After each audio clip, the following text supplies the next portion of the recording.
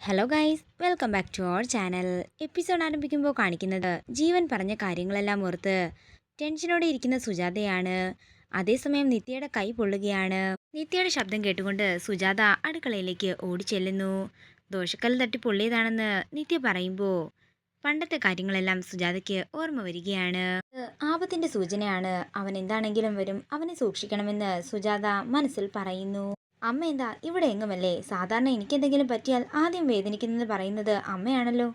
അത് പിന്നെ മോള് പെട്ടെന്ന് നെയ്യെടുത്തിട്, അമ്മ ഇപ്പോൾ വരാമെന്ന് പറഞ്ഞ് സുജാത ഹാളിലേക്ക് പോകുന്നു. പിന്നീട് കാണിക്കുന്നത് ക്ഷേത്രത്തിൽ തൊഴാൻ പോയിരിക്കുന്ന വന്ദനയും ദിയമോളയുമാണ്.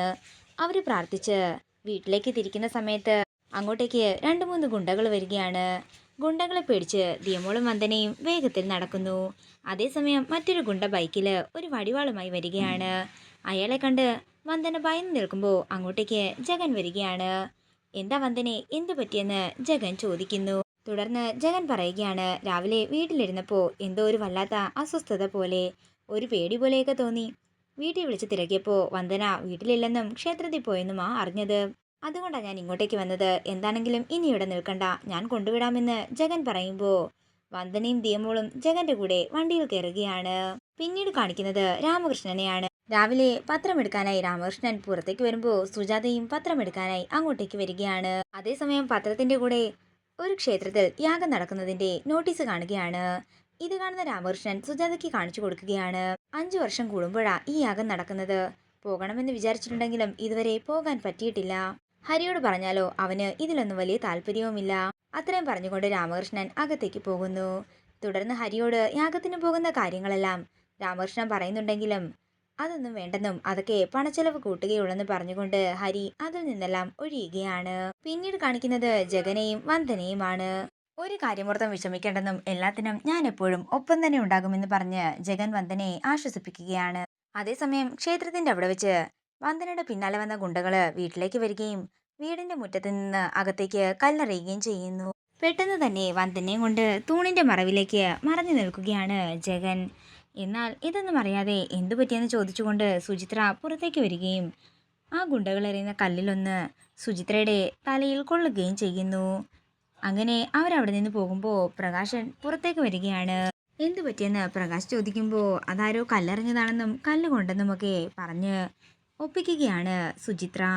പിന്നീട് കാണിക്കുന്നത് ഹരിയുടെ വീടാണ്. ഹരിയും നിത്യയും കുട്ടികളുമായിട്ട് ഒരേ സമയം തന്നെ സ്കൂളിലേക്ക് പോകാൻ ഇറങ്ങുകയാണ്. ഹരി അവരെ സ്കൂളിലേക്ക് ഡ്രോപ്പ് ചെയ്യാമെന്ന് പറയുന്നുണ്ടെങ്കിലും അത് വേണ്ട, ഞങ്ങളുടെ ഓട്ടോ ഇപ്പോൾ വരുമെന്ന് പറഞ്ഞ് നിത്യ ഓട്ടോയിലേക്ക് കയറുകയാണ്. അതേസമയം ഇതെല്ലാം കണ്ട് പേടിയോടെ നിൽക്കുകയാണ് സുജാത. പെട്ടെന്ന് അങ്ങോട്ടേക്ക് ജീവൻ വരികയാണ്. എന്നാൽ ജീവനും ഇവരും തമ്മിൽ കാണുന്നില്ല. പിന്നീട് കാണിക്കുന്നത് ചെടി നടാനായി കുഴി കുഴിക്കുന്ന ശരവണനെയാണ്. അത് കാണുമ്പോൾ ജീവന് പണ്ട് താൻ കുഴിയെടുത്ത കാര്യങ്ങളും പണ്ടത്തെ ചില കാര്യങ്ങളെല്ലാം തന്നെ ഓർമ്മ വരുന്നു. തുടർന്ന് ജീവന്റെ മുഖം കണ്ട് ഞെട്ടലോടെ നിൽക്കുകയാണ് ശരവണനും സുജാതയും. പിന്നീട് കാണിക്കുന്നത് സുചിത്രയുടെ മുറിവ് ഡ്രസ്സ് ചെയ്ത് കൊടുക്കുന്ന വന്ദനയാണ്. അവിടെങ്ങും കളിക്കുന്ന ഒരു ചെറുക്കന്മാരെ പോലും ഞാൻ കണ്ടില്ല, എവിടെയെങ്കിലും ഒളിച്ചിരിക്കുമായിരിക്കും അവന്മാരെന്ന് പ്രകാശ് പറയുമ്പോൾ വേണ്ട പ്രകാശേട്ടാ, വിട്ടേക്കാൻ സുചിത്ര പറയുന്നു. അല്ല വന്ദനെ, അച്ഛനും അമ്മയും എവിടെയെന്ന് ജഗൻ ചോദിക്കുമ്പോഴാണ് അവരുടെ കാര്യം വന്ദനെ ഓർക്കുന്നത്. അവരെവിടെയാണെന്ന് വിളിച്ചു ചോദിക്കുമ്പോൾ മാർക്കറ്റിൽ നിൽക്കുകയാണെന്ന് വന്ദനയോട് അച്ഛൻ പറയുന്നു. ഇത് കേൾക്കുന്ന ജഗൻ ഞാൻ അവിടം വരെ ഒന്ന് പോയിട്ട് വരാമെന്ന് പറഞ്ഞ് അങ്ങോട്ടേക്ക് ഇറങ്ങുകയാണ്. പിന്നീട് കാണിക്കുന്നത് സുജാതയുടെ വീടാണ്. ജീവൻ എല്ലാ മുറിയിലും കയറി ഇറങ്ങുന്നതാണ് കാണിക്കുന്നത്. നിത്യയുടെ ഫോട്ടോ എങ്ങാനും ഉണ്ടെങ്കിൽ അത് കണ്ടെത്താനാണ് ജീവന്റെ ശ്രമം. അത് മനസ്സിലാക്കുന്ന സുജാതയും ജ്യോതിയും ചേർന്ന് നിത്യയുടെ ഫോട്ടോയെല്ലാം അവിടെ നിന്ന് തന്ത്രപൂർവ്വം മാറ്റുകയാണ്. തുടർന്ന് എന്തോ വല്ലായ്മയുണ്ടെന്ന് പറഞ്ഞുകൊണ്ട് സുജാതയോട് ചായ ചോദിക്കുകയാണ് ജീവൻ ഹാളിലേക്ക് പോകുമ്പോൾ ജ്യോതി പറയുകയാണ്, എനിക്ക് തോന്നുന്നത് ചേച്ചിയുടെ ഓർമ്മകൾ ചേട്ടനെ വേട്ടയാടുന്നുണ്ടെന്നാ. പിന്നീട് കാണിക്കുന്നത് വന്ദനയുടെ അച്ഛനെയും അമ്മയും ആ ഗുണ്ടകള് വണ്ടിയിടിപ്പിക്കാൻ ശ്രമിക്കുന്നതാണ്. അതേസമയം ജഗൻ അങ്ങോട്ടേക്ക് വന്ന് അവരെ രക്ഷപ്പെടുത്തുന്നു. പിന്നീട് കാണിക്കുന്നത് സുജാതയുടെ മടിയിൽ കിടന്നുറങ്ങുന്ന ജീവനെയാണ്.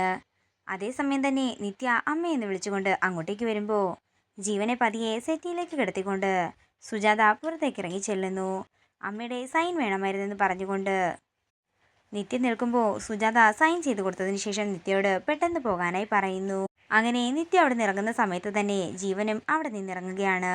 എന്നാൽ അവർ തമ്മിൽ പരസ്പരം കാണുന്നില്ല. തുടർന്ന് സുജാത ജ്യോതിയോടും ശരവണനോടും പറയുകയാണ്, ഒരു ക്ഷേത്രത്തിൽ ഒരു യാഗം നടക്കുന്നുണ്ട്.